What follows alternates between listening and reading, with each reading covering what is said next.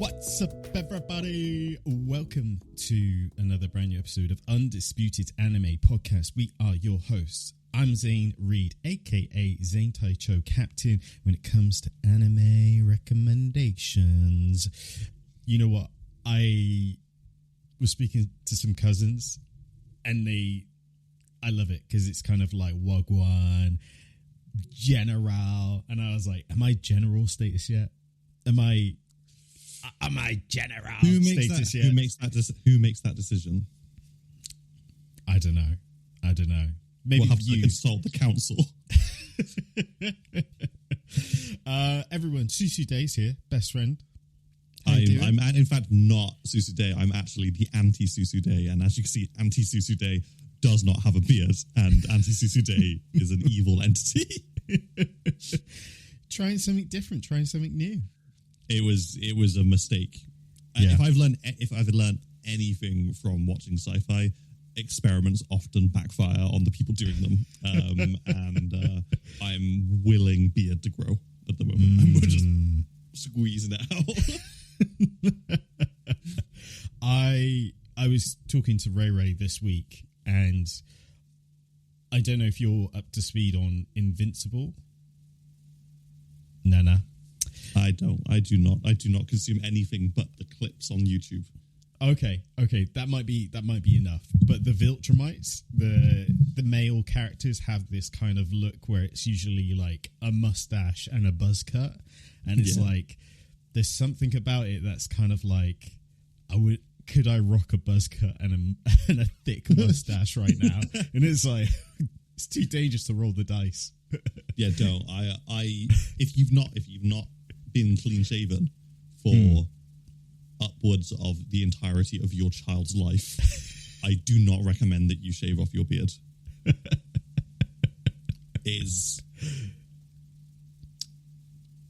I'm sorry, I need to have a little cry. That's okay. You take a moment. We got you. It's okay. we got you, bud. It's all right. Everywhere I look, I see him. Just there. He's just.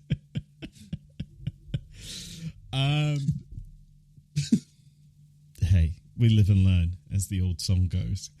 Yep, hanging on the edge of tomorrow. Today, we have got a lot to catch up on. Not only did the winter season end, which means we got a brand new lineup of spring anime to talk about, to recommend, to break down what are we watching, what we're not watching, but also Crunchyroll just decided to drop its Anime of the Year nomination. So we're going to talk about that as well. But before we get into things, I need you to make sure that you're liking, subscribing, giving us a star rating. Just sprinkle those stars there. If you're listening, audio listeners, it's okay. When you get to work, just give it 1, 2, 3, 4, 5. Perfect. You did it. Great job. Love you. Wow.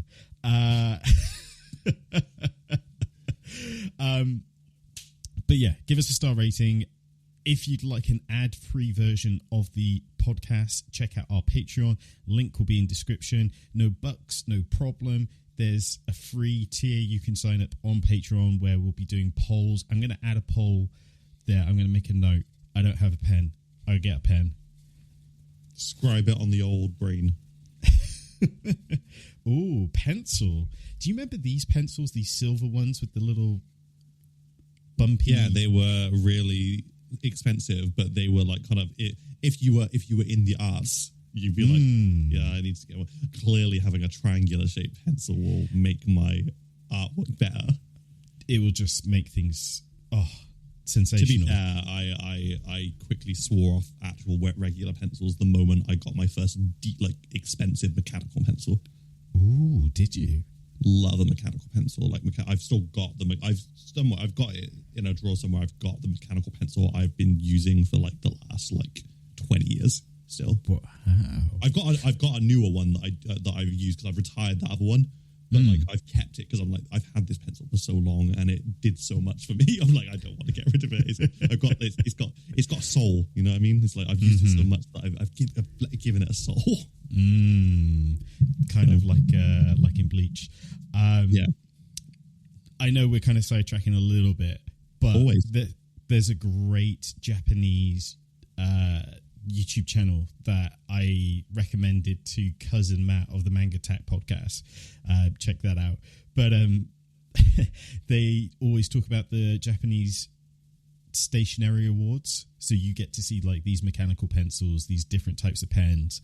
Oh, they're amazing. I just ordered this triangular pencil case, which is amazing. Like the whole idea is that when you unzip it, it folds on itself. So that way it does it like this. So the pencils are kind of easy to take out and stuff. And it has magnets. I love it. It's amazing. I know how much you love stationery. I imagine you've got a separate room which is just filled with stationery, and you go in every single morning. It's like, okay, what's going in the case today? Got to sign something today. Gonna need a decent pen with no smudge. That might be my Lamy pens. But yes, I'm going to make a poll for... Are we going to go anime spring or should we go Crunchyroll Awards? What do you reckon? I think anime spring is probably easier. What are you watching this anime spring? Yeah. We can put the big hitters on there. Obviously, I don't put a poll with everything on there, but absolutely. Notes have been made. Perfect. So, is that a segue into what we're going to watch this anime spring?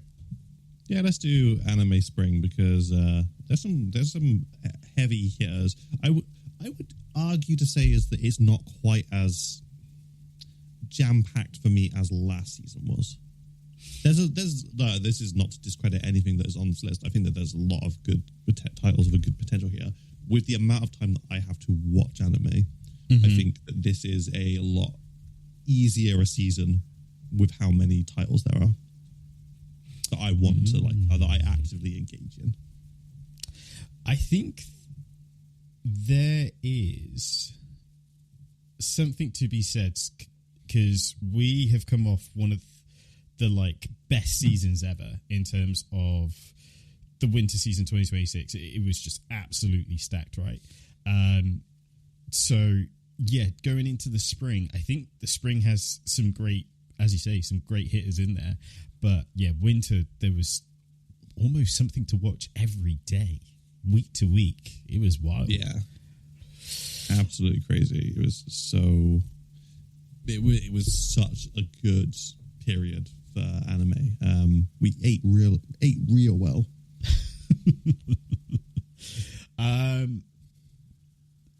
Feel free to shout out if you want to, or should I go first?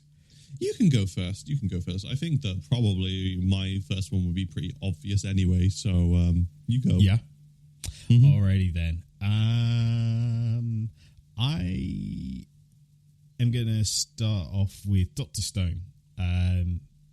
I have been a huge fan of this anime series, and I always feel like I have to preface this isn't the most super animated show on this list. It's in some ways it could be a little boring because it is a lot of talking because they're talking about science and how to overcome problems and stuff, but there's something about it where it just excites me week to week. They do have these milestones that they have to hit, and they have to, even in the last episode I watched this week, it was about how there's a blockade in the river that they're going to go down to get to India. And they had to devise a way to get rid of this blockade and stuff. And that's the whole episode, because they need to get materials for their rocket that they're building to go to the moon. That's the bigger story. But man, there's something about this show that I think that Dr. Stone as a manga, I found it was such a good title. I really looked forward to it week over week. I think that there was just enough realism in it that it's this could happen. Yeah. And there's just enough sci-fi to keep it not boring. Yeah. But it's I really enjoyed it because I think it's a really good example of a story which tells which shows the persistence of it shows humans at their best, which is when they're kind of like creating and discovering, you know. It's also like the sort of idea of shared knowledge as well, because everyone kind of specializes in a different thing. Like you can't. Chrome leans more into the material side of thing, and then you've got, of course, Dr. Zeno with the space travel and such. And even like the muscleheads, you got to love them because they serve their purpose. Yeah. So yeah, I'm really excited. This is the final part as well, so I'm really excited to see if they actually make it to the moon. Honestly, if this is the final part, I'm really looking forward to seeing you get there. Okay. Because it was in the final part of Dr. Stone where I was like, I couldn't have possibly predicted this. So yeah, I'm really excited for it. The dub is fantastic as well. I think that's another thing that adds to its credit is like week to week, the dub is just fantastic. So Dr. Stone is one of those series where it's like if there was no other anime going on in the season, I'd be wanting to jump in and watch it from the beginning, because I think I watched all of season 1, and then I was just not. When season 2 came out, I was just like too much going on to actually jump back into season 2, even though I really enjoyed season 1, which is a shame. So I'm really glad to see it's been done so well, because often we see like great manga or manhwa get like really subpar like anime like entries, and it's kind of like I'm so glad that they did this well, and probably because of what the nature of what it is means that they don't have to spend like tons of money on like fight scenes. Yeah. They can put all the money into making everything just look beautiful. Yeah, and again, when they're breaking things down and such, and there's a lot of quick cutaways, like when they're building, and a little time skip here and there when they're traveling from one side of the world to the other. But I really appreciate it. And again, something else is like even the smaller goals, like they created olive oil, so it meant that they could have more dishes and because and then when they recreate dishes from the past, it's like this is great. This is like we're not talking like Food Wars levels of like this is like how good the food looks, but it's like still looks great. Like I remember in season 1 when he made ramen, and I was like, wow, that looks tasty. And what I really like, to be fair, what I really liked about all the food stuff is whenever he decides, let's bring back this food that like doesn't exist in this world. It's always like the people who are from the old world that eat it, and they're like, this, you know what, this is good, but it's not as good as back in the day. But everyone in the new world is like, this is the most incredible thing I've ever had in my entire life. Like when he introduced like soda to them, and they're like, what is happening? Like this is like what is happening to my taste buds? The most amazing thing I've ever encountered in my life. So yeah, Dr. Stone, great, really glad to see it doing well. Really glad to see it part 3. Let's see if it comes to its end. Yeah, see if it sticks the landing. Shishizo, what's on your list for this spring? Now this isn't the Manga Attack podcast, but there's a little known manga that I'm extremely fond of, and I know that our friend over at Manga Attack is also extremely fond of, called Akane Banashi. And it's getting season 1 of its anime. In fact, I think it's already aired in Japan at this point, but it's not come to Western streaming services as of yet. It's honestly, I'm so hyped for this. I never thought that I would care so much about this particular story. It is honestly, and I say this with not a hint of hesitancy. I think Akane Banashi is the best thing that's running in Shonen Jump at the moment. Wow. I think in fact, I'd stress to say it's the best thing that's run in Shonen Jump in years. Ooh. So I really, really hope that the anime hits the nail on the head. Could you tell me why? Because I feel like maybe it's not on a lot of people's radars. There's been, there's some other titles we'll get to as well, which are probably a lot of people have heard about. But what is it about this one that kind of sets it apart for you? I think it's... So the story follows Akane, the titular character, and she is a girl, and she's obsessed with the traditional Japanese art form of rakugo storytelling, which is obviously extremely historically relevant in Japan. So number one, I found it very interesting because I'm getting to learn about this kind of art form that I had no knowledge of prior to starting this story.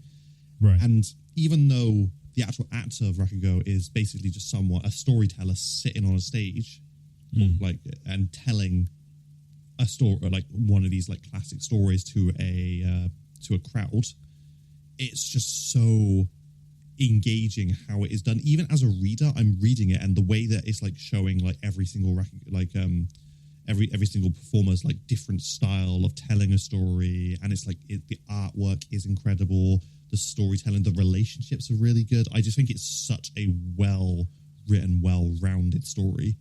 That it's actually one of the things where it's every single week I'm this is one of the things that I'm rushing to read.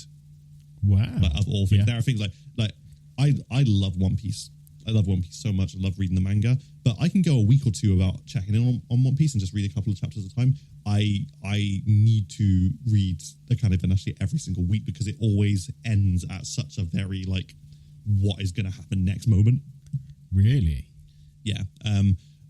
I would wholeheartedly recommend, and this is a bit early to do this, but I'd wholeheartedly recommend that if you want to learn more about this manga, either go and pick up a volume for yourself and have a read, or purchase it online and read it online, or head on over to the Manga Tap podcast. They believe that he did an episode, I can't remember who he did it with, where they talk about volume 1.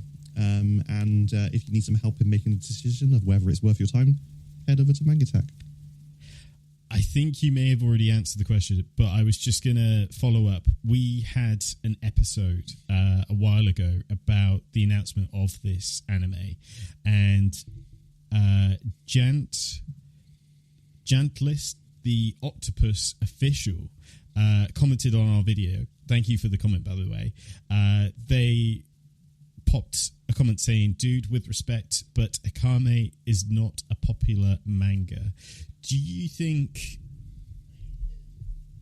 it could have the popularity boom off the back of the anime? Do you think this could open up to a whole new audience, the way that Free Ren did a year or two ago, maybe?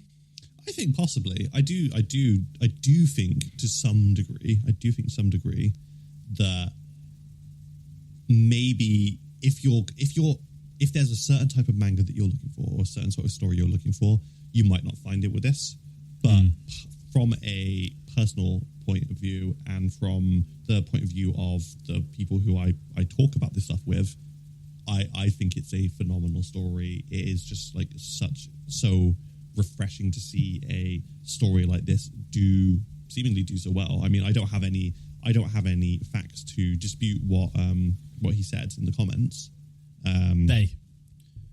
But generally speaking, I think it's. I mean, if we even look at it from this point of view, in a publication like Shonen Jump, which is cancelling series left and right at the moment, it seems, the fact that it's still ongoing probably says something more to how that it's more popular than I think people would think it is.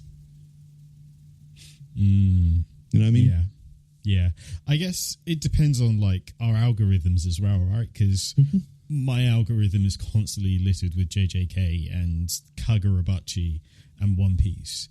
But some of these other titles like Akame, I'm trying to think of a sports one that's disappeared. But yeah, it's you see kind of less of those hit the sort of hype It's like lobotomy Kaizen memes. I guess, yeah. If you're looking from that point of view, absolutely. I also think that there's a degree of I know that for sure that this one isn't as popular, but Blue Period is manga about art, and the anime is on Netflix. It's a short series, like season 1, but it is exceptionally good as an anime.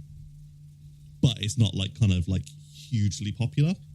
Yeah. I don't think the Akane Banashi is that. I think if the anime is done really well, it probably will get more people interested in it. But again, like I don't have any facts or figures to back it up. But I do stand by my statement of I think that Akane Banashi is the best thing that's come out of Shonen Jump in years. Wow, I love that. So yeah, I'm really excited about the anime. I hope it's good. Hope it doesn't send me into a blind spiraling rage online. There's one anime that I'm 2 episodes deep in, and I don't know what to make of it right now. It's kind of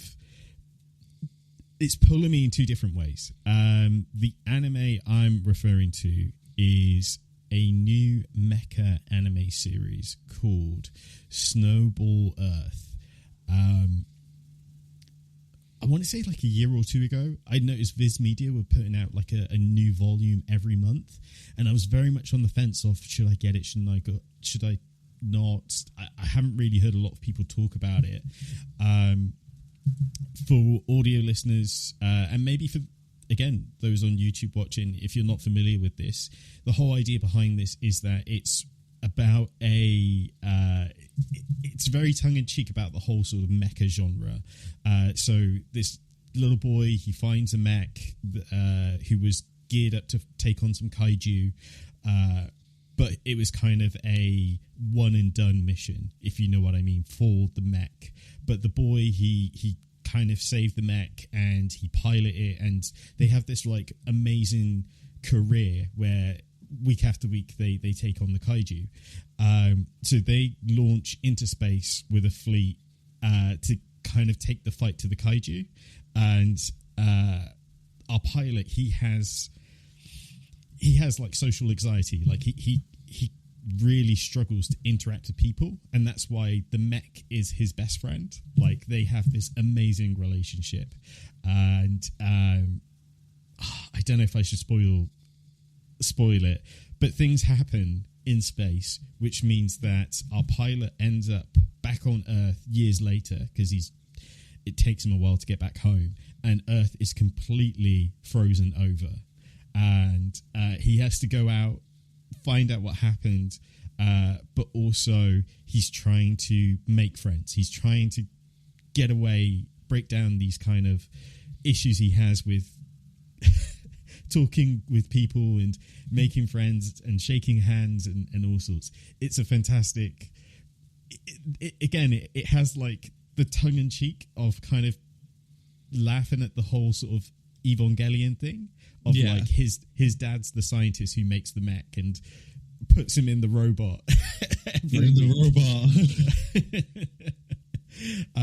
But also it has like, there is this warm story that he's trying to be more than just a pilot. Like he's almost trying to build his self-confidence, and I'm really interested in that story. But also the man's a menace when he's behind the levers.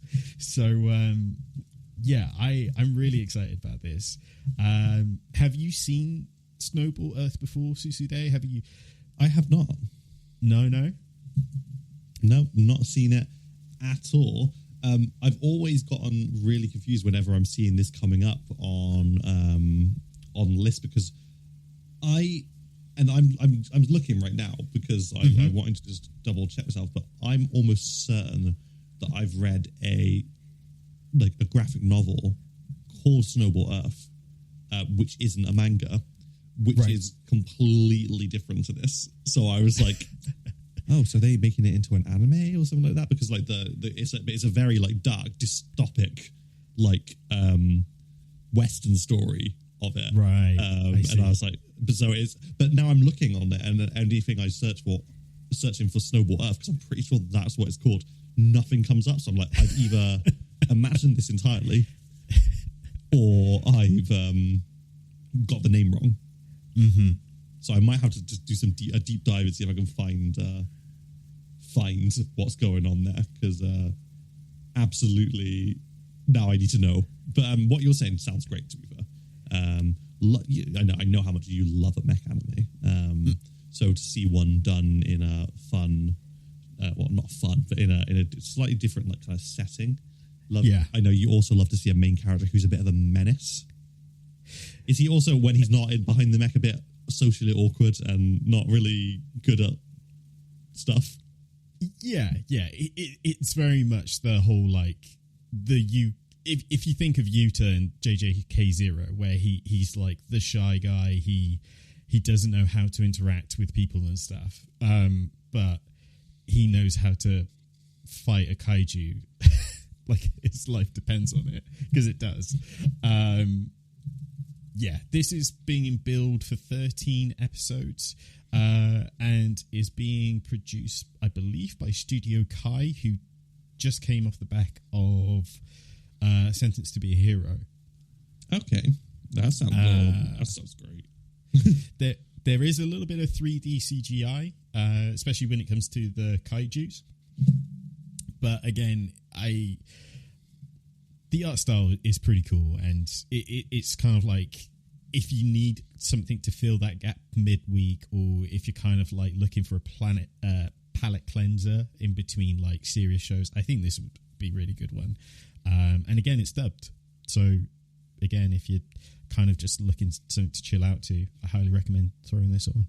Yeah, I mean, it sounds really good. And to be fair, we've talked about it on the show before, like, I don't have like the worst issue with there being CGI in anime. I think that, you know, as long as it's not like AI doing it, it's like absolutely like fine, as long as it's not all you see, or if at the very least, if it's all that the anime is, it's very laid out, very clear that this is what it is, like kind of like Trigun Stampede, where it's like the whole thing is animated in this style. This is just the choice we've made, and like the story was still great. You know what I mean? It's like kind of that.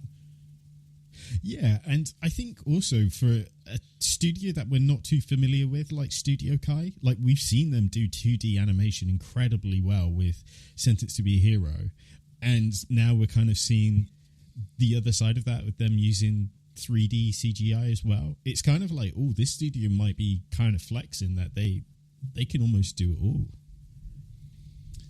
Absolutely, and I've found the title of the graphic novel I'm talking of.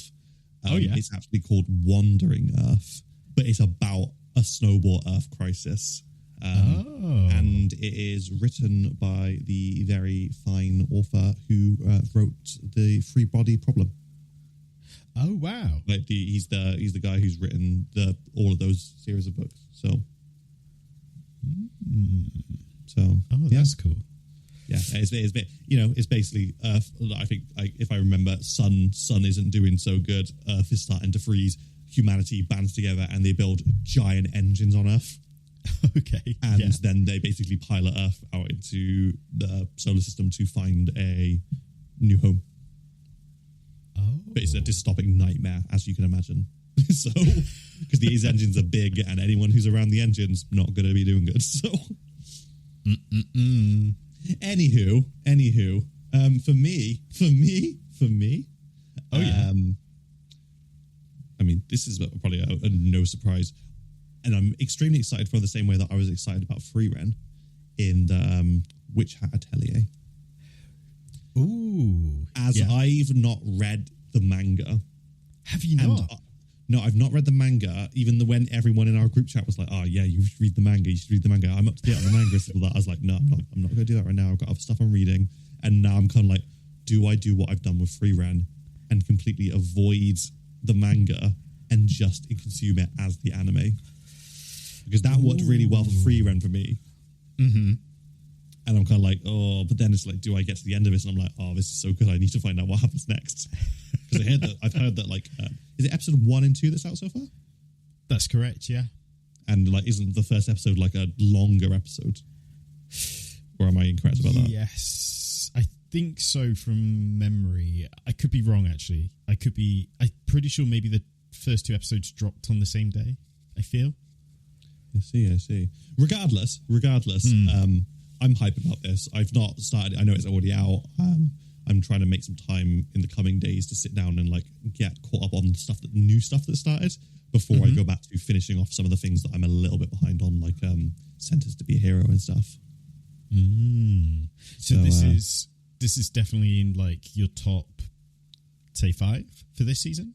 Oh yeah, absolutely. Just simply because like I've heard nothing but good things about it. I've seen the artwork for the manga. I know it's beautiful, and I know I've seen all the trailers for the anime, and it's all looked great so far. So I'm really excited, and I've heard nothing but good things getting said about it online. So yeah, let's go. I've watched the first 2 episodes. 13 episodes. What's the studio? Bug Films. I'm not familiar with their game. Oh, they did Zom 100. Okay, yes, I am familiar. Yeah, you loved someone. I did love Zom 100. Yeah, I have watched the first 2 episodes. Fantastic. It is so cinematic. That's what I will say. Episode 1 is almost like a 1-for-1 for chapter 1 of the manga. It's incredible. But they really allow scenes to breathe, and I think that's why it feels so cinematic as well. You know, like the pacing of it is just so well done. I watched it dubbed. I haven't watched it subbed yet. Really like the choice of voice actors. I don't know if you've seen this as well, but when it came to the dubbing, they purposely chose that the witches and the sorcerers have sort of British accents, and Coco, the main character who's coming into this world, has a more sort of American style accent, and the whole idea is to kind of give it a more sort of play into the class system sort of thing. I see. So that's really cool, like voice direction, and it does translate quite well in the story and such. This is, no doubt, it's probably going to be one of the biggest breakouts of this season. It feels like the free run magic can definitely happen here again. They'll be getting the awards next year. I think so. It's there's something about it that, of course, it being fantasy and stuff, but it has that sort of Ghibli feel vibe to it. You know, like I guess because it has like the homely sort of stew foods, and they animate the bread tear like you see in Mushoku Tensei. And I have heard that the bread tear has more frames than an entire episode of Invincible. Yeah, it does. It really does. And I mean, if that doesn't convince you to watch, there's always Witch Hat Gojo. I don't know anything about this character yet. I don't know what he's about, but I look at him and I'm like, that's just Witch Hat Gojo. That's the strongest in another universe. Let me tell you, if you ever wanted to hear Gojo with a British accent and maybe do some wizardry, this is the one for you. Better tell my wife. Yeah. Nice. But no, it is very cool. I'm me personally, I'm at a weird stage because I read the first couple of chapters of the manga, but it didn't pull me in. I didn't feel I need to read this every week. I thought it was beautiful. I really liked the groundwork they were doing, but it didn't scream out to me. But then again, I don't know if I'm the audience that it's trying to capture, you know, because it's not for you. This one's not for you. There's no mechs in this. Oh, apparently Kira heard me. Okay. Literally heard me saying that. So looks like you're watching it today. Might be. We'll see. I'm gonna have to go and explain what I was talking about her about. So what's next on your lists? What is next on my list? Good question. So on my list, I have got. Do we just go full Zane, or do we try and show some decorum? If you don't go full Zane, and you choose something else, depending on what you choose next, I might say the thing that you are thinking about saying. So it really depends on what you're going to choose next. Okay, then I'll go. I won't go full Zane. I'll just go halfway there. Are you ready? Yeah. Yeah. So that time I got reincarnated as a slime. Season 4 is back. Is that right? We are back, everyone. That time I got reincarnated as a slime. Season 4. Bit Studio, 8-Bit Studio is back. And first 2 episodes are back. First 2 episodes, a little bit more talking, a little bit more fun and shenanigans because, the first 2 episodes have been about the dungeon that they created for more adventurers to come to the nation and more tradespeople and stuff. So that's been quite fun. And there's this whole funny scenario where I don't know if you remember this in the manga or not, but the Green Fury adventure team, they've kind of been cheesing the levels.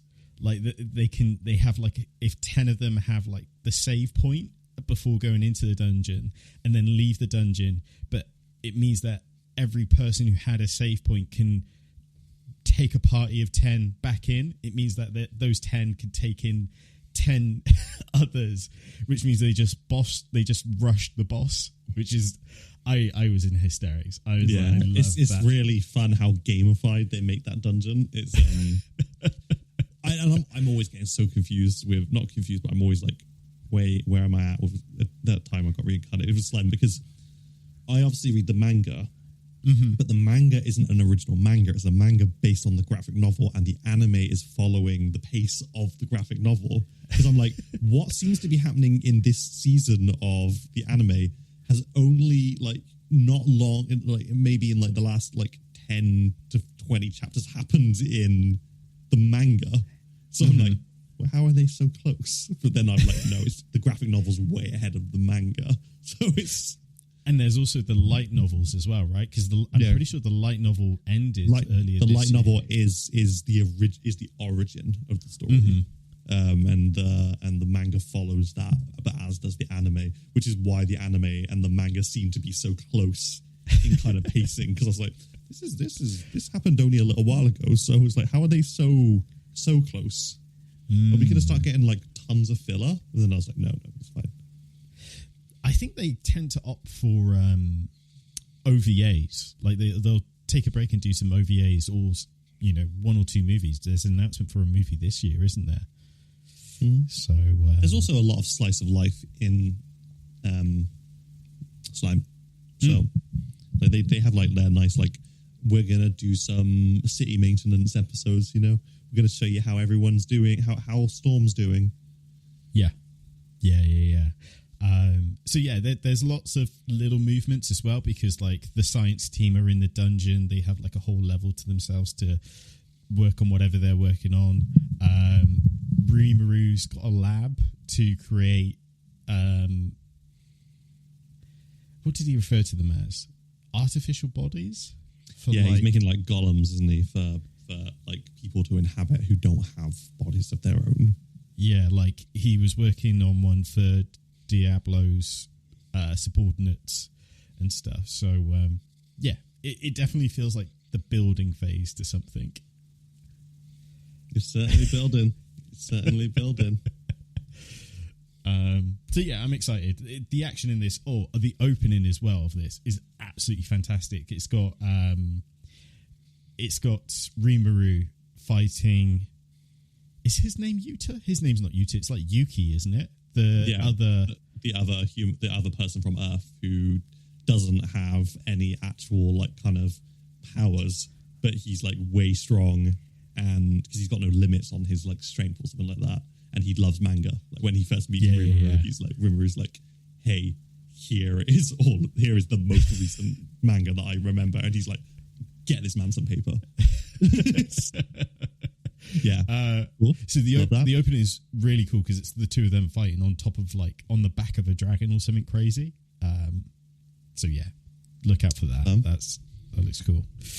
So I'm going to give you the opportunity. I'm going to give you the opportunity to go full Zane, because my next thing, which I'm pleasantly surprised about, is Demons of the Shadow Realm. Oh. The reason I'm so pleasantly surprised by it is because I could not get into the manga. And I read a fair bit of the manga, but I really fell off it. I don't know what it was about the pacing. So to see how well received the anime has been, I'm thinking maybe is this going to be one of those stories where it just like it's more engaging as the anime. I had the exact same feelings. I so much so I went back and reread the first volume this week because I was like, why did I fall off this? Like everything here should be teed up for me like crazy. Yeah, should work.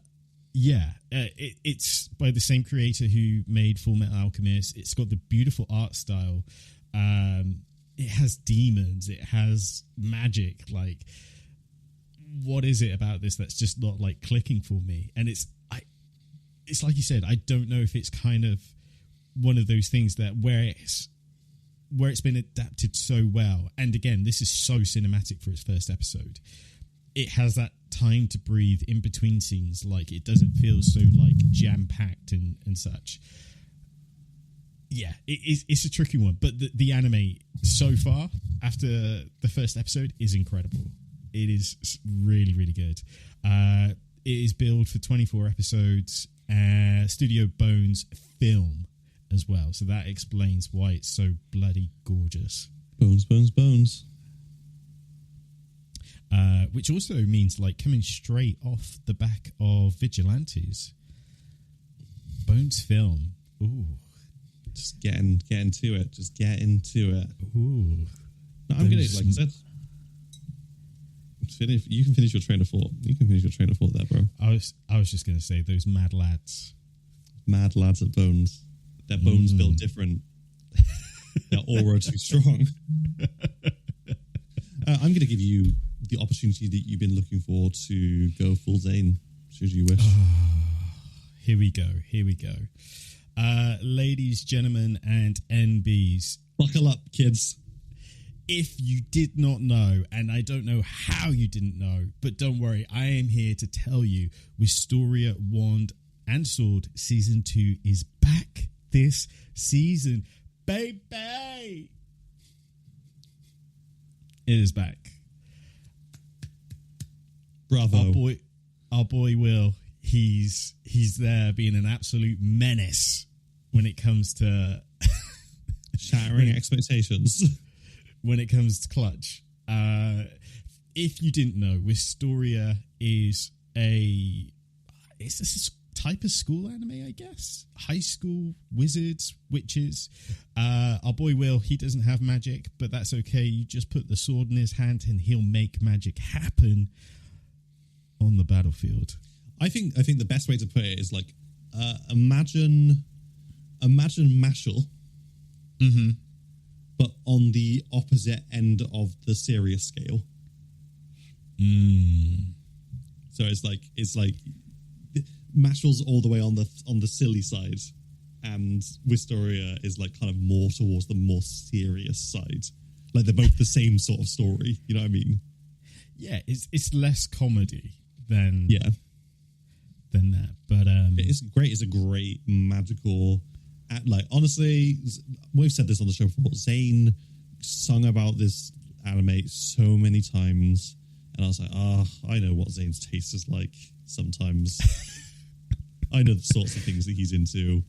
And then I watched episode 1, and I had to eat a whole humble pie and admit that I was absolutely wrong and he was 100% right. Because I watched that first episode and I was like,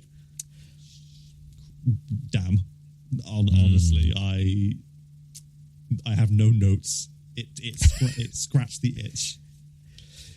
It is the most shonen-blooded,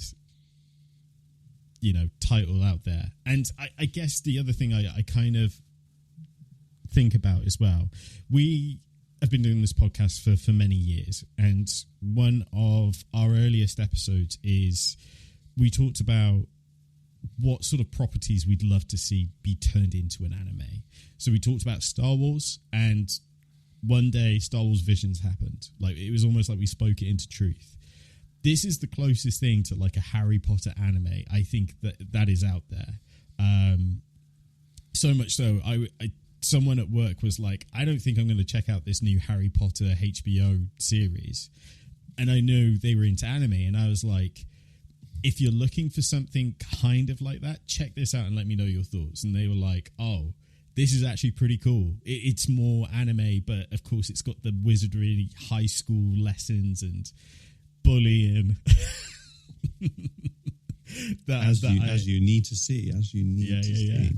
I mean, if it needs more another laurel on its head, it's also, at least this new season that's coming out, is directed by the same guy who directed the Reze Arc movie. Ooh, man. Yeah. Yoshihara Tatsuya. Ooh. That's going to be a dangerous combo. Dangerous. So look. Honestly, I'm good. Is it one of those ones? Might not be one of those ones that I get around to watching while it's in season, but it's definitely on my list to be watched at some point. There's an episode already out for season 2. If you go to Crunchyroll, it will say episode 1, season 2. But that first episode is a recap of season 1, and it ends with the trailer for season 2. So, again, if you kind of want to be up to speed, or maybe you just want to recap to remind yourself, then I'd highly recommend checking that out. Also, I'll be going on the Manga Attack podcast. I'm sure Cousin Matt doesn't mind me saying, but we'll be talking about Wistoria. So I'm excited. I know I know he's tried to read it before, and he's like, oh, I know why Zane likes this. There's a tournament arc, like... That's what he said straight away. Because he watched the first couple of the anime as well, didn't he? Oh, was it? I think he also watched that, and he said the exact same thing. This is so Zane coded, it's unreal. So there we go. What we're going to do next, we're going to cut to an ad break, and then when we come back, we're going to talk about the Anime Awards. So if you haven't already, like and subscribe, star rating, all that jazz. But we shall see you in a sec on the flip side. Undisputed Anime has a dream of becoming the #1 podcast in the world when it comes to anime, but we need your help. That's why this episode is brought to you by you. We need you to like, subscribe, leave a comment, things that you love about the podcast, which you hate about the podcast, things you'd love us to review, watch, review, talk about, all those wonderful things. We want your support. To do that, we want you to be part of the podcast. So be sure to leave a comment, read them out on the show, subscribe to the channel on YouTube. All the relevant links will be in the description. And if you listen to this on your favorite podcast platform, again, feel free to leave a star rating and a comment on what you'd like to see from the podcast. It truly means the world to us that you have supported us this far. We're looking to pierce the heavens and make sure our drill is the one to do it. So be sure to like and subscribe and leave a comment down and below. Even an emoji, we'll read those too. Welcome back. We have just given you some of our top picks for the spring lineup. If you enjoyed that, again, let us know what you're looking forward to in the comments. Now, here's the big conversation. We're going to talk about the Crunchyroll Spring nominations. Now, we're going to touch on some of the bigger categories. We'll probably do like a future episode where we kind of go into some of the nuances and such. Susude, I think I'm going to start with best original anime. Let's go. Let me just. Yeah, there we go. We're here. We're here. Let's go. So, for audio listeners, best original anime that have been nominated are Apocalypse Hotel. We've got Digimon Beat Breaker, Lazarus, Mobile Suit Gundam Geox, Moonrise, and Zensu. I feel like we've probably watched at least 4 out of this category. Between us, yeah, I think we've hit some of them, because I've done Beat Break and Moonrise. I know you did Gundam and Lazarus, as well as Moonrise and Digimon Beat Break. Yeah, I did watch the first episode of Zensu, which was fantastic, but it wasn't really my cup of tea. Oh yeah, yeah. It's all to do with inspiration and, again, animation and things. It's a beautiful sort of story, but as someone who's just looking for big robot fighting on a Monday night, I don't know if it was for me. How do you feel about this category? Do you think there's anything missing? Do you feel there's some good picks? I think that this is some pretty good picks. I don't think that there's anything missing that I think should be there, to be fair. Like I said, I've only watched 2 of the things on here. I've heard enough about Lazarus from you and Matt over at Magtac to kind of form a kind of opinion without watching it. But maybe I will go back at some point when the heat's died down a bit, because I know that there was a lot of talk about it being it was really sold as by the creator of Cowboy Bebop. So people went in with the hype of, oh, is this going to be the new generation Cowboy Bebop? And I don't think it really hit that mark in the way that people wanted it to. Yeah. Which is surprising, because like Space Dan, I feel like it'll probably be closer to like a Space Dandy. It's like, if you know, like this is like story a great about Dandy in space. I feel weird that Digimon is kind of best original, because it's kind of like, isn't it a continuation? It feels weird, because like just by if it was just called Beat Break, I think maybe it would be an easier thing for me to kind of absorb. Same with Gundam. Yucks. It's kind of like because they've got the branding of a very long running series on it. I'm kind of like, is that really? It's not really original. It's tricky, because like Beat Break, as far as I know, I haven't finished the second call, but it is separate from mainline Digimon, like the whole, tie-in Agumon story and such. But Gundam is kind of a spin-off. Spoilers for Gundam. So yeah, I don't know. I really liked it. I'm more surprised that there's no Hero X on here. To be Hero X, yeah. Damn. Why did that not? I guess it really depends on like how the titles are chosen for it. Because again, like I said, I don't think I wouldn't, if I was responsible for choosing best original anime, I probably wouldn't have chosen Digimon or Gundam to go on there.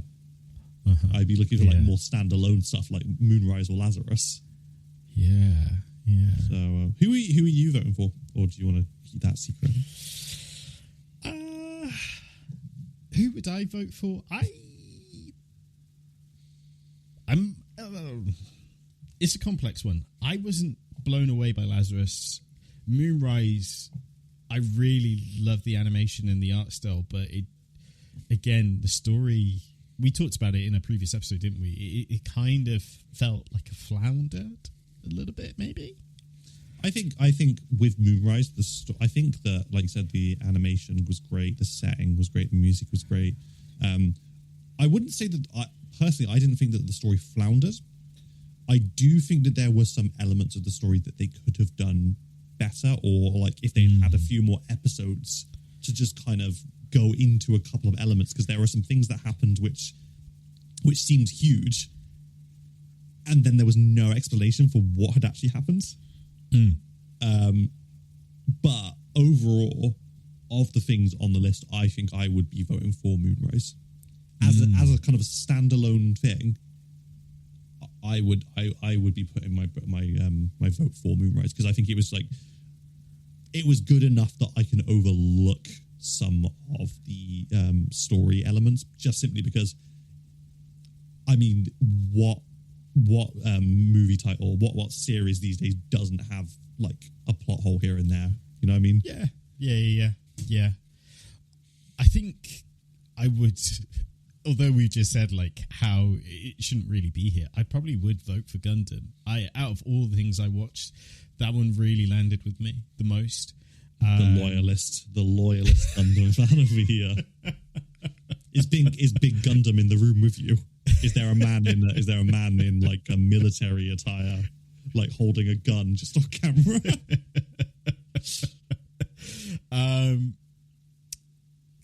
Yeah, that's kind of where I am at the moment. In terms of who I think will win, I think it might be between Lazarus and Zensu. I know Zensu really captured a lot of people early on last year, so I think it might be between that and Lazarus. Yeah, cool. Well, I guess we'll wait and see. Wait and see. Where are we going next? I mean, I got on my list. Let's do best new series. Was it best new series? Yeah, best new series. Best new. So we had Clavatus, Gachiakuta, Sakamoto Days, Takopi's Original Sin, The Fragrant Flower Blooms with Dignity, and The Summer That Hikaru Died. Who do you think will win? Who do I think will win? I think The Summer That Hikaru Died will win. Really? Ooh. I think it's one of those stories that really translated really well. The animation style is really good. I think the setting's very compelling. I think it's just a dark story, but I think as a series, it's very digestible. Whereas, like, personally, I think I would vote for Gachiakuta because I had so much fun watching it. I had such an enjoyable experience watching it. But Gachiakuta is just... I say this with, like, the greatest of love and respect for stories of this type, but it's another shonen anime. Yeah. You know what I mean? It's like... It's good, and it's really good at what it's doing. The story isn't like copy-paste of another story. It's really compelling world, really great characters, great art direction. But at the heart of it all, it is another shonen battle, like anime, isn't it? Yeah. Whereas I think that The Summer That Hikaru Died is a very story-driven piece that I think that there's not a lot out there that is exactly like this. So I think personally that it will win. I could be completely off base there. It is very character focused and driven, isn't it, when it comes to Hikaru? Yeah. Personally, I think it might be between Original Sin and Gachiakuta. Yeah? Yeah, I know Original Sin has a lot of high-ranking episodes on IMDb. I couldn't watch it. Like, it was just way too dark for me. I remember reading the manga as well. I didn't read all of it because, again, it was just too... it was way too dark. But like you said, Gachiakuta, it is the most shonen. And again, it did have some incredible hype episodes as well. Sakamoto Days is a really odd one for me because they really turned it around with, is it season 2 or part 2? The animation got a lot better with it, and it dropped a lot of the comedy and became more of a shonen tournament surviving, introducing. I do think Sakamoto Days suffered from the same issues that Hitman Reborn suffered from, in that like the first couple of volumes, like the first, there wasn't really an arc. It was just like every chapter was a chapter, or every couple of chapters was just like a grouping of silly gag stories. Yeah, and then all of a sudden the first arc or rolled around, and it's all of a sudden, oh, this is a serious story. You know what I mean? yeah. With like a direct, like I know what direction the story's going in now, and I think that that's what it's like for Sakamoto Days. Is like the first couple are like, there's some action, but it's like a lot of it is like very like, this is a gag. This is funny. We're setting up these characters. It's very lighthearted. This is a very silly main character of a secret or a secret life, and it's like then it's all of a sudden the foot's on the pedal. Yeah. Then it becomes really cool with the sniping and introducing it's Slur, isn't it, the main villain? Yeah. So I think it has like a kind of a tougher battle, especially up against something like Gachiakuta. But yeah, it's a weird one. It's definitely a weird one for me. Yeah, no, for real. I think as the years go by, the brackets are getting more difficult, especially for like things like new and continuing, because there's a lot of adaptations being done of really popular titles now, a lot more frequently, and then obviously they get their second seasons, so it's like everything gets like piled up, and you're like, I mean, we're going to be talking about best continuing season, like continuing show next, and I couldn't even tell you what way it's going to go with that. Should we go there now? Yeah, let's move along, because on best continuing series we have Dan Dan season 2, Kaiju number 8 season 2, the final season of My Hero Academia, One Piece, Solo Leveling season 2, and Spy X Family. And I honestly couldn't tell you which way to go. I think the only thing I could tell you with absolute certainty, and this is absolutely no shades, I'm sorry if I upset any fans out there, I do not think that the winner will be Kaiju number 8. I could see what you mean. Yeah.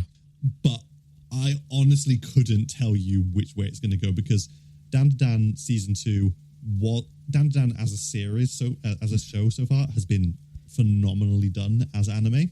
Yeah. One Piece has the prestige of being One Piece. My Hero Academia has the prestige of it's the final season, and it is like episode after episode is a showcase of what has been great about the anime. Solo Leveling, people just love our Aura Farming King. Sung Jin Woo, yeah. And Spy Family always surprises me with how unbelievably popular it is, where it wins in popularity contests, where I'm like, I thought that everything else on this list would be rated higher. You know what I mean? But Spy Family is just one of those stories which it really seems to have just like latched onto the like subconscious of everyone.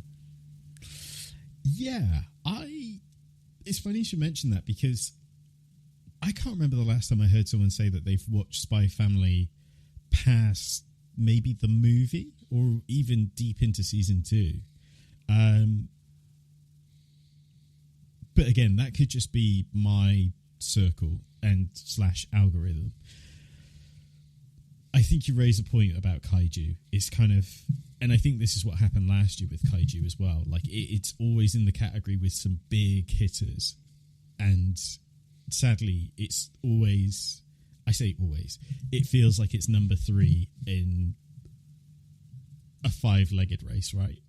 Yeah. Or in this case, maybe 4 or 5, because, like you said, between Dan, My Hero, One Piece, and Solo Leveling, it really.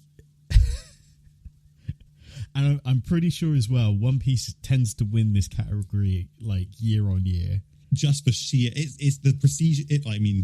Just the sheer prestige of having 1,000 seasons. That's an over exaggeration, obviously, but like having 1,000 episodes is more realistic. But it's hard to argue that One Piece shouldn't win when it has literally been airing continuously for 20 plus years. Mm-hmm. I'm not sure of those figures that I just gave. No, you're right. I'm pretty sure it's celebrated its 30 something year. It came out in 1999, the first season. So I'm not doing the maths, but that's a long time ago. That's a long ass time. Yeah. So one thing I do wonder is, will this be a precursor of who wins Anime of the Year? Because I know Dan's in there, I know Solo Leveling, and I'm pretty sure My Hero is in that category as well. It's gonna be a tough one. It's gonna be I think it's gonna end up being one of those really divisive ones as well, where the people who the people who voted for the winner are gonna be so happy, but the losers, the people who voted for that, are gonna be like angry about it. You know what I mean? Because if this community has shown us anything, is that they like what they like and they hate what they don't like. So, but it's a win for us all regardless, because we all still get to watch all this stuff. And like, what does this award really mean for a studio anyway? So, I, for one, will probably be voting for Dan. Ooh. Where would my vote go?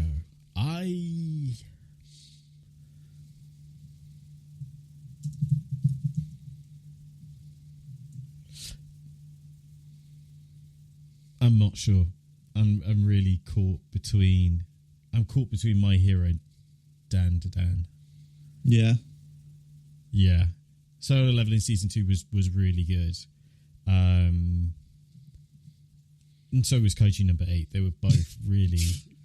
When you actually have to get down to brass tacks and you've got to start thinking about it, it's a bit like, what really left an impression on me? What made you feel something in the year of 2026?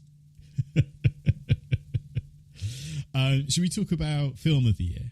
Yeah, Film of the Year. We had 100 Meters, which, if you didn't know about this one, is a story about track and field. We got Chainsaw Man, the movie, Reze Arc. We have Demon Slayer, Infinity Castle, Part 1. Part 1. Let's specify that. We have Mononoke, the movie, Chapter 2. We have The Rose of Versailles, and we have Scarlet. So, the real question is it between... It's between Chainsaw Man and Demon Slayer, right? It is, yeah. Who do you think's coming out on top? I'm going to be voting for Demon Slayer. However, I think that Chainsaw Man will win, because even though I don't personally think that it is better than Infinity Castle, if the Chainsaw Man community has proven one thing to me, is that they really passionately love Chainsaw Man. So I feel that Chainsaw Man will win. Through guts. Guts alone. What about you?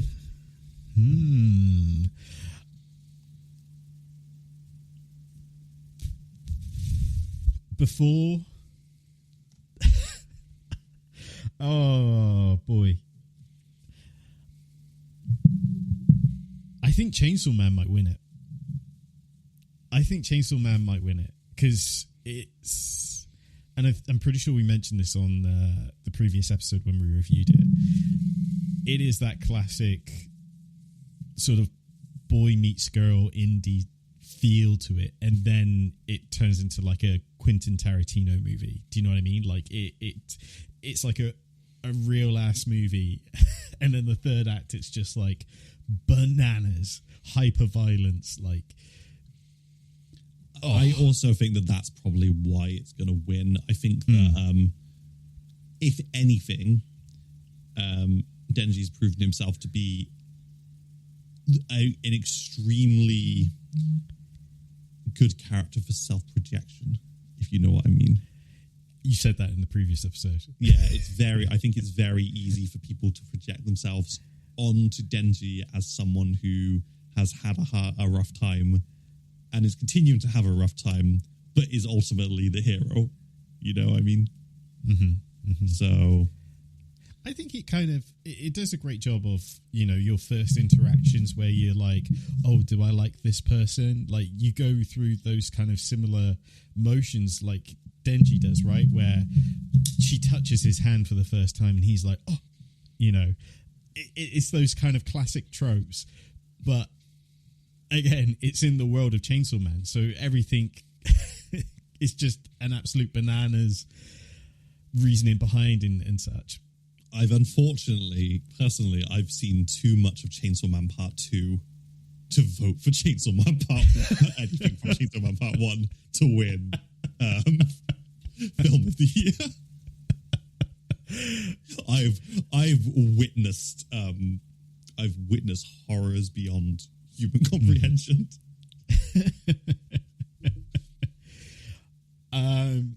I really did like Demon Slayer though. That movie was so good. I don't know if it being the continuation of a series, it hurts it in any kind of way, because I mean that's what Chainsaw Man is. Well, yeah, that's true. That's true. It's not exactly self-contained. It's not like a standalone, is it? It's literally the whole next arc. Yeah, it's a tricky one. I really enjoyed Demon Slayer. I'm really looking forward to rewatching it dubbed, because I think I only got to see it subbed, and I loved it subbed. But yeah, well, it'll be fun. You'll know that it's actually the Akaza movie, so as he was the main character in this one. Yeah. I mean, that's why Channing Tatum got booked for it. Don't pull an A-lister like that for no reason. Yeah, it's like imagine if your child was like you're an actor and your child came to you and was like, I really like this anime, and you're like, well then, I really like you, so let's go. We're going to a premiere. Oh, imagine. Mm-hmm. I'm voting for Infinity Castle. I haven't seen I've not seen 100 Meters. Rose of Versailles. I think it's on Netflix. Funny enough, I think 100 Meters is on Netflix. I think a lot of this is on Netflix. I've not seen Scarlet, and I've seen so much about Scarlet. Like every time I've gone to see a movie in recent recent months, I see a trailer for Scarlet somehow. So I think isn't that?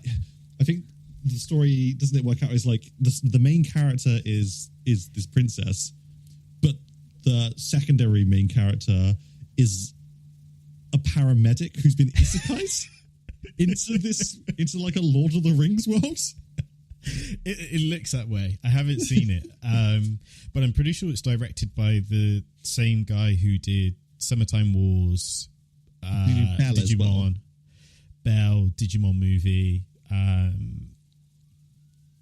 So, yeah, I'm expecting it's a great movie, but I just haven't seen it available anywhere to kind of watch it. Yeah, it's like one of those things where they've really doubled down on this is a theatre release of something. Yeah, I'll keep an eye out for when it goes on DVD, because that's how I ended up getting Belle. It is available.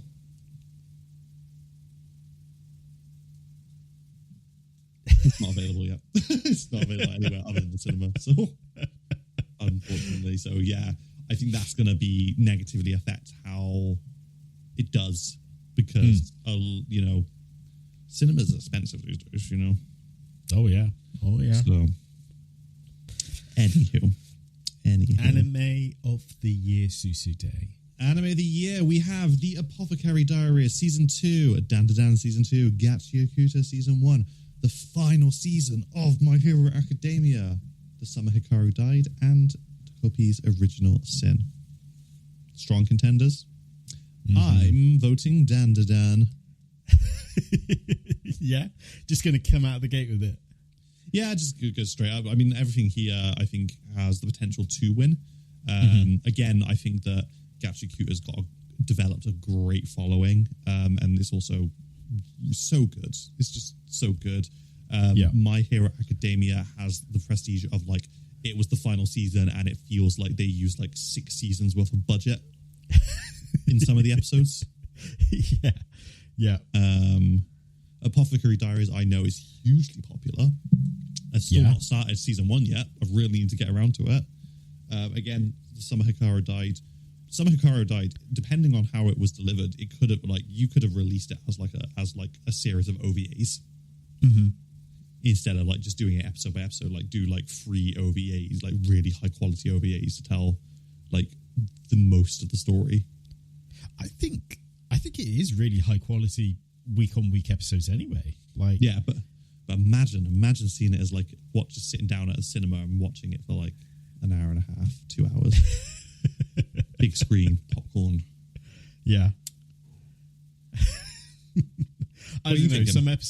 Some of the episodes really eked me out. Like the episode where he put his fingers in him. I was just like, I'm feeling weird. It's awakening something in you that you didn't know was there. Yeah, how are you feeling about the guys here? How am I feeling? The poet in me would love it if My Hero's final season won Anime of the Year. I think that'd be such a beautiful ending. The jewel on the crown. Yeah.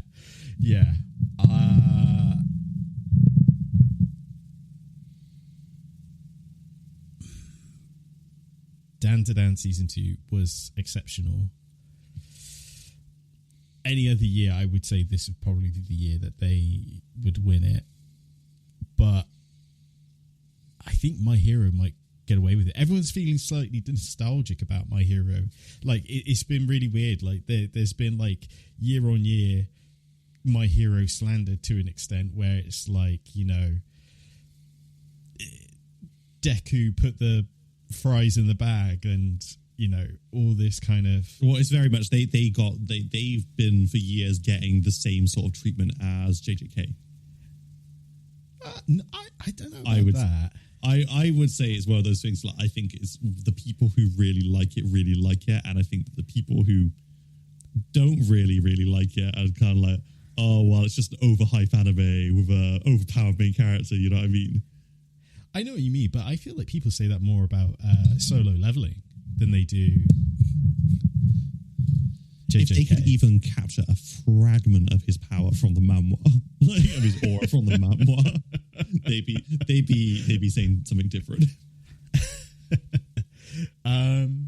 But yeah, I think a lot of people have turned around this year on My Hero and really enjoyed that final season. And even the dub version, like I saw so much love for Bakugo's voice actor performance when Bakugo wakes up and has that like moment where he takes on All for One and such. Even Michael B. Jordan loved it. It had mainstream, popularity there. Stop the podcast, guys. Stop the podcast. A-list celebrity said they liked it. I'm pretty sure he mentioned it on more than one occasion as well, like in more than one interview. We know that he's a real fan of things. Yeah. So yeah, I think this is My Hero's year. I think they'll definitely cinch Anime of the Year. I certainly wouldn't be unhappy. So I'm still a little gutted that To Be Hero X isn't here, considering it did such incredible numbers. And That's of course, something I just don't understand. I really do not understand why it's not on this list anywhere. Incredible numbers, incredible episodes, storytelling, obviously years of production. It feels crazy that it's not here. Do some research. As you do some research, I did hear some speculation that it's also strange that Solo Leveling Season 2 isn't on this list. And is that because it won last year, so it disqualifies it for another nomination the following year? I mean, some people saying that it was excluded on the grounds of primary production needs to occur in Japan. Oh, because it's more of a... Is it Dongwa? Yeah, I'm just having a look just now to see it. Like, it's a question that a lot of people are asking. I guess what's more crazy is that it was on the Crunchyroll platform. Like, Yeah, same with Lord of Mysteries. Hasn't got any nominations either. Yeah.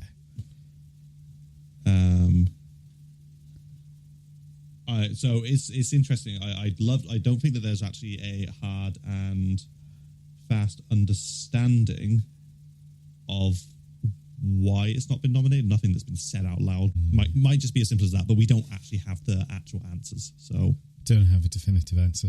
Shame. Yeah. So don't quote me on this. I can't verify this. Well, that's our thoughts. That's our predictions, I guess, as well. But we'd love to know your thoughts and predictions. Feel free to let us know in the comments down below. Of course, if you are an audio listener, let us know on the platform that you're listening on. We check those out on Spotify and on Apple Podcast. If you have enjoyed this, again, drop a like. Star rating helps us out in a big, bad way. If you're watching this on YouTube, consider subscribing to the channel. Susie Day's just picked up a doggo. There's a dog in the podcast now. The third host. I've just lost my train of thought. YouTube, drop a comment, all that jazz. And we'll be back in a fortnight. Hopefully there'll be some more. Well, no, we know that there won't be another episode. Steel Ball run for a long time now. Yeah, they just give us a taste. They were like, if we don't feed them something, things are going to get bad for us. Oh, my gosh. Got to feed the JoJo fans. What a palaver that turned out to be. But yeah, let us know your thoughts, all that jazz. Susie Day, any final words from yourself? It's going to be another great season. Go out and watch a load of anime. I'm not the best example of that often, but I'm trying. I'm only human. I'm gonna go and now explain to my wife why I was talking about her on the podcast. But yeah, make sure you're updating my anime list. It's a new season. I did mine yesterday to make sure that I had squared off what I watched, what I hadn't watched. Susu Day, that's going to be your homework. Okay, teacher. And we'll see you in a fortnight for another episode of Undisputed Anime Podcast. Pose for the thumbnail. We need a thumbnail pose.